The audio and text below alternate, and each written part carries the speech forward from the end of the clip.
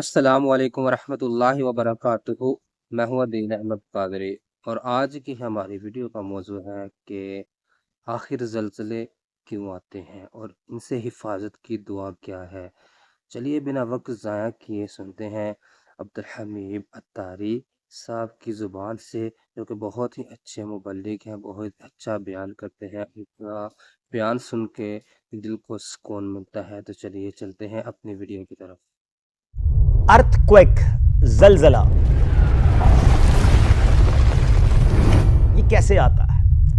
آئیے میں بزرگان دین کی کچھ باتیں آپ کو سناتا ہوں۔ سیدنا انس بن مالک رضی اللہ تعالیٰ عنہ نے ایک مرتبہ صدیقہ کائنات ام المومنین حضرت عائشہ صدیقہ رضی اللہ تعالیٰ عنہ سے دریافت کیا کہ زلزلہ کیوں آتا ہے؟ ام المومنین نے فرمایا، جب لوگ زنا کو حلال کر لیں، شراب پینے لگیں اور گانے باجے کو اپنا مشغلہ بنا لیں، تو پھر اللہ کی غیرت جوش میں آتی ہے اور زمین کو حکم ہوتا ہے کہ زلزلہ بپا کر دے۔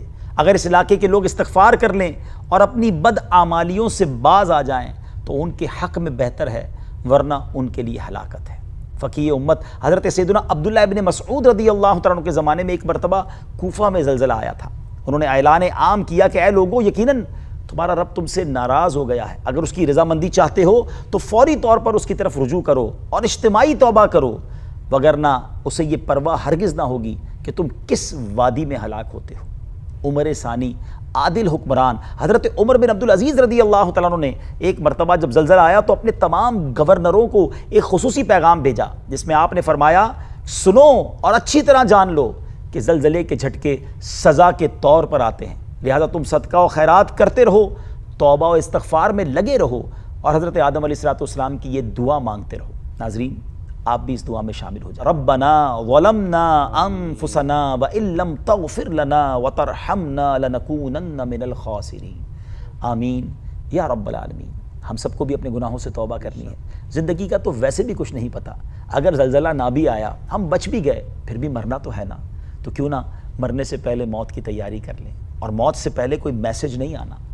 جی ہاں، ہمیں پتہ بھی نہیں ہوگا اور ہم دنیا سے چلے جائیں گے، تو کیوں نہ ایمان والی عافیت والی موت کے لیے تیاری کریں، نمازوں کی پابندی کریں، گناہوں سے بچ کر زندگی گزاریں۔ دیکھیں نا، حرام کام کرتے ہوئے، بدکاری کرتے ہوئے، نشہ کرتے ہوئے، جوا کھیلتے ہوئے، اللہ کی ناراضگی والا کام کرتے ہوئے اگر کسی کی موت آ گئی تو وہ اللہ کی بارگاہ میں کیسے پیش ہوگا؟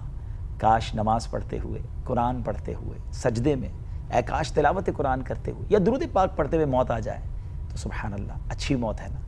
اللہ کرے کہ ہم اچھے کاموں میں زندگی زیادہ گزاریں۔ اللہ مجھے اور آپ کو گناہوں سے بچ کر نیکیوں والی زندگی گزارنے کی توفیق عطا فرمائے، اور اللہ کریم ہم سب کو ناگہانی آفتوں سے، مصیبتوں سے محفوظ فرمائے۔ زلزلوں آج کی ویڈیو آپ کو کیسی لگی کمنٹس میں ضرور بتائیے گا، اور اللہ تعالیٰ سے دعا ہے کہ اللہ تعالیٰ ہمیں سیدھے راہ پر چلنے کی توفیق عطا فرمائے، زنا کاریوں سے، گناہوں سے بچائے، اور اللہ تعالیٰ سے دعا ہے کہ جو سنا ہے اس پر عمل کرنے کی توفیق عطا فرمائے۔ تو ملتے ہیں نیکسٹ ویڈیو میں۔ اپنا رکھیے گا بہت سارا خیال۔ اللہ حافظ۔